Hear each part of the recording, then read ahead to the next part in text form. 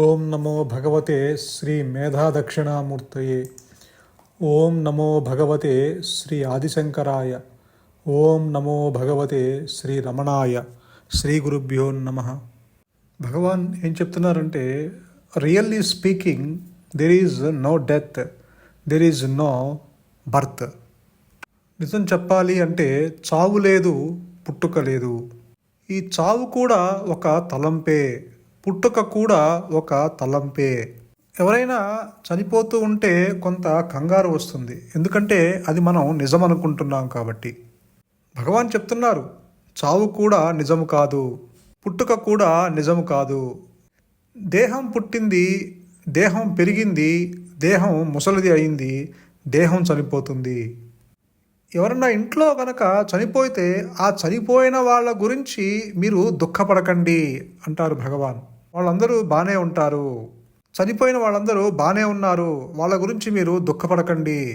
చనిపోయిన వాళ్ళ గురించి మీలో ఎవడైతే దుఃఖపడుతున్నాడో వాడికి ఇంకా చావు రాలేదని దుఃఖపడాలి.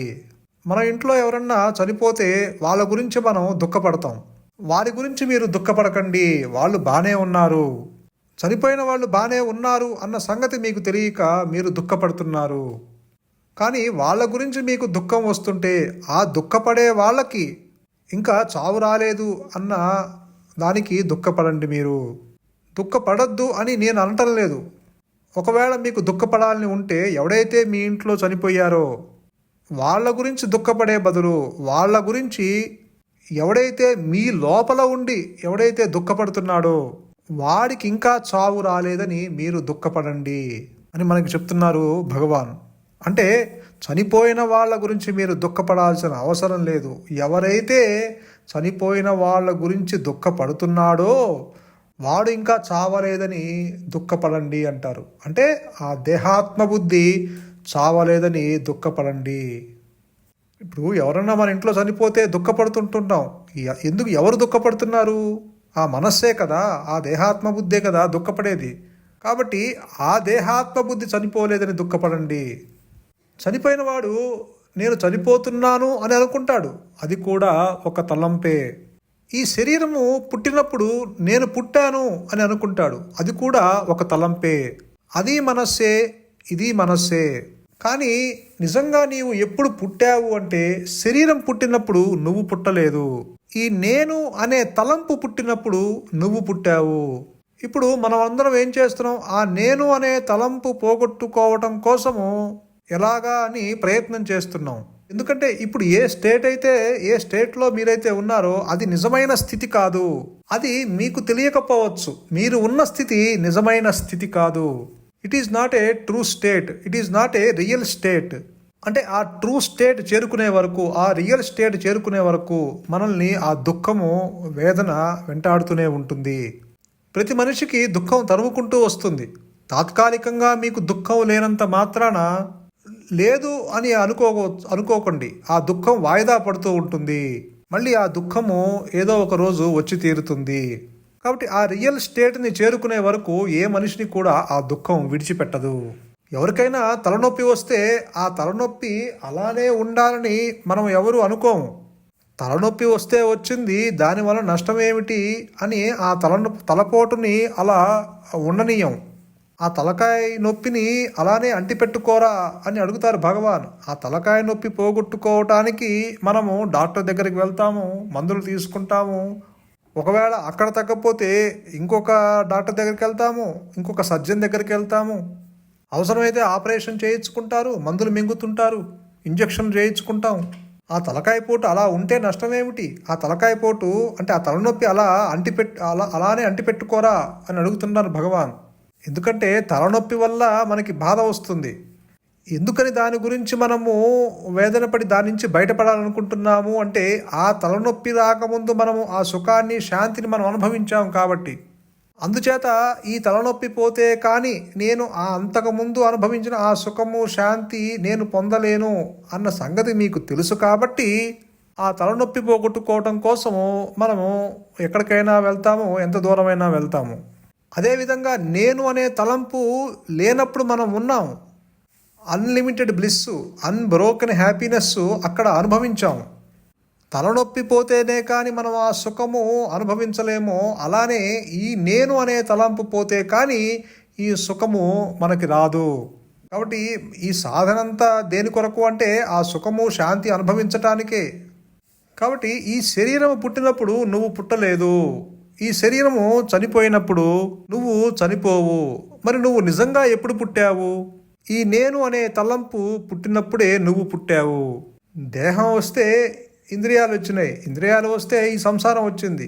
ఈ దేహంతో వేగలేకపోతున్నాను రా బాబు అని ఎవరూ బాధపడరు, కానీ బర్త్డేలు అన్నీ చేసుకుంటాం.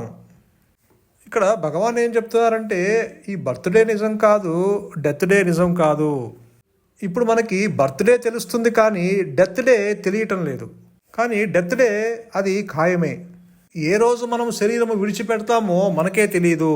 కాబట్టి డెత్ డే ఎంత అసత్యమో బర్త్డే కూడా అంతే అసత్యము. నీవు ఆత్మవి, ఆత్మకి పుట్టుక లేదు, చావు లేదు. ఏదైతే పుట్టదో, ఏదైతే చావదో అదే నువ్వు. ఈ చచ్చేది పుట్టేది నువ్వు కాదు. చావటమే అసత్యమైనప్పుడు మరి పుట్టడం మాత్రం సత్యం ఎలా అవుతుంది? ఈ చావు పుట్టుకలు పారమార్థిక దృష్టితో చూస్తే ఇవన్నీ నిజాలు కానే కావు. అలాగే ఈ రాబోయే జన్మలు, పూర్వజన్మలు, ఈ పుణ్యాలు పాపాలు నిద్రలో లేవు. మనస్సు ఉన్నప్పుడే మీరు రాబోయే జన్మ గురించి ఆలోచిస్తారు.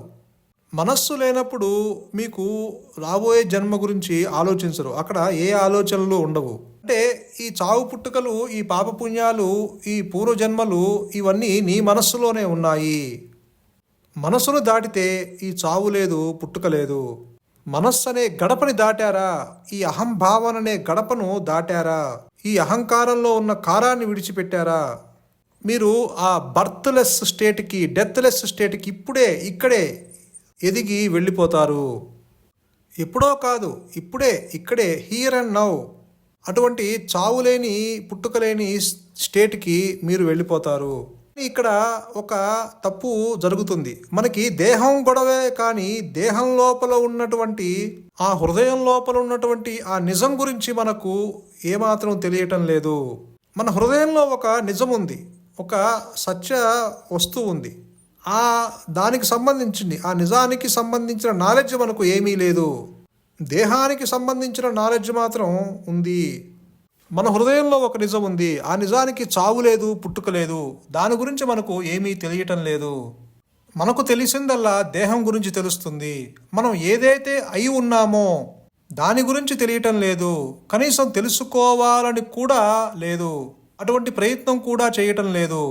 మనము ఏదైతే కాదో దాన్ని కూడా వేసుకొని తిరుగుతున్నాం, దానికోసమే జీవిస్తున్నాము.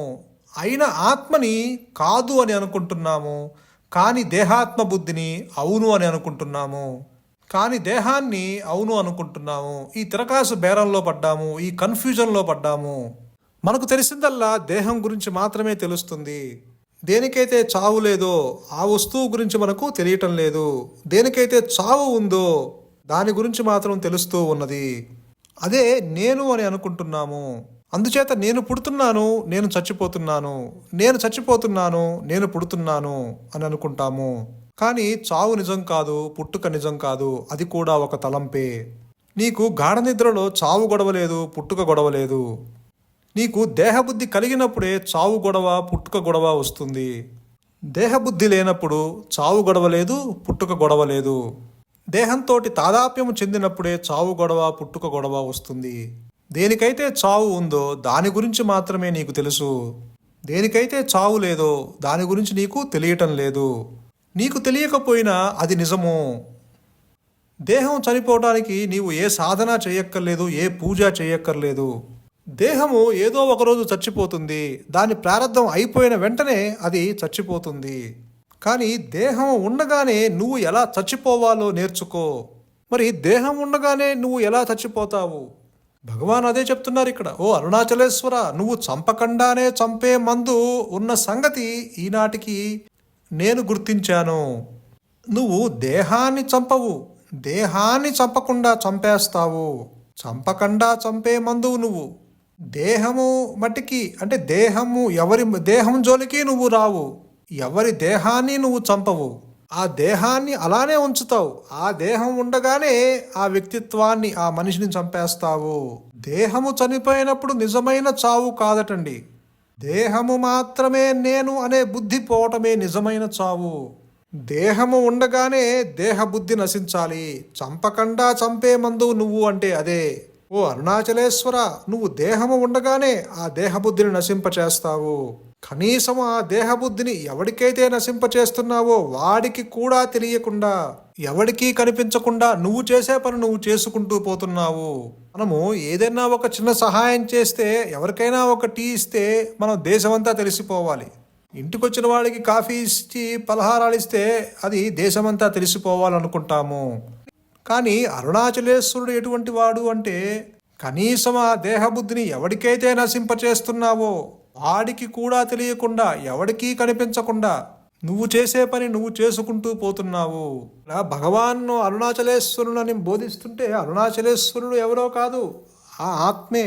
అందుకే భగవాన్ అంటారు, నేను అరుణాచలేశ్వరుని ఆత్మ అనుకుంటే తప్పేంటి అంటారు. కాబట్టి ఇక్కడ ఆ అరుణాచలేశ్వరుడు అంటే ఇక్కడ ఆ ఆత్మనే సంబోధిస్తున్నారు, ఆ ఆత్మనే సూచిస్తున్నారు. అంటే ఆ లోపల ఉన్న హృదయంలో ఉన్న సత్యవస్తువునే చెప్తున్నారు. అది ఎవరిని చంపకుండా చంపే మందు ఇచ్చేది ఎవరంటే ఆ పరమాత్ముడే.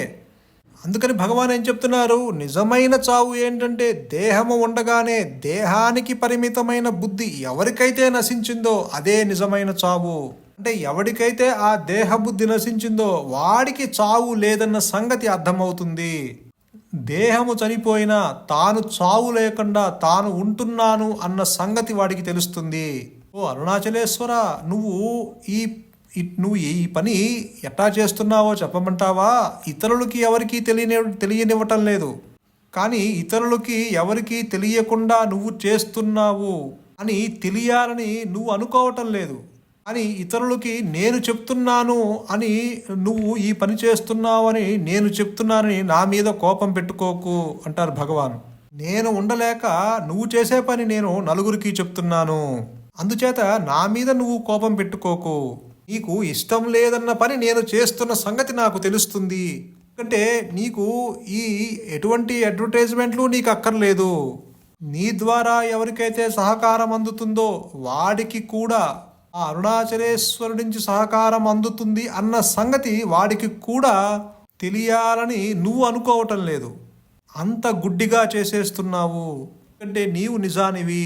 నీ నిజానికి ఎటువంటి అడ్వర్టైజ్మెంట్లు అక్కర్లేదు, ఎటువంటి ప్రశంస అవసరం లేదు. ఈ ప్రశంసలు ఇవన్నీ ఈ దేహాత్మ బుద్ధికే.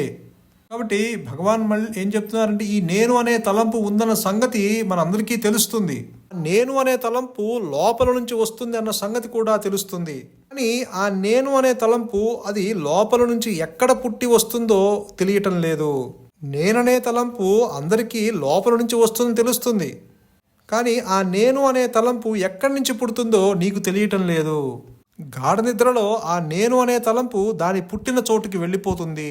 జాగ్రత్తావస్థలో మీరు సాధన చేసి ప్రయత్నం చేసి ఆ నేను అనే తలంపు పుట్టిన చోటు గనక మీరు చూడగలిగితే, ఆ శాంతి ప్రవాహము, ఆనంద సముద్రము, ఆ శాంతి సముద్రం వచ్చి నీ సహస్రాన్ని ముంచుతుంది.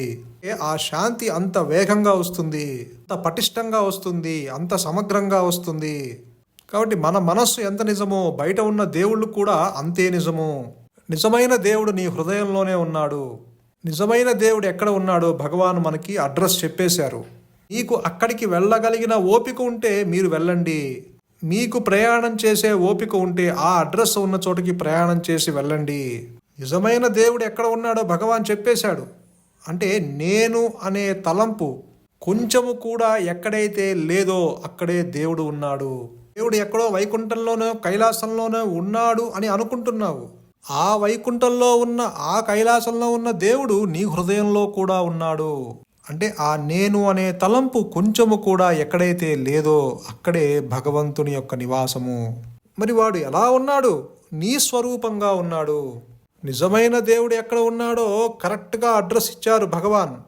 అడ్రస్ ఇవ్వటంలో ఎటువంటి పొరపాటు చెప్పలేదు భగవాన్. మీకు గనక ప్రయాణం చేసే ఓపిక ఉంటే ఆ అడ్రస్ ఉన్న చోటకి మీరు ప్రయాణం చేసి వెళ్ళండి అంటారు భగవాన్. భగవంతుడు ఎక్కడో బయటెక్కడో వెతుకుతున్నావు, అది నీ హృదయంలోనే ఉన్నాడు. ఆ నేను అనే తలంపు ఎక్కడైతే లేదో అక్కడే భగవంతుడు ఉన్నాడు, నీ స్వరూపంగా ఉన్నాడు.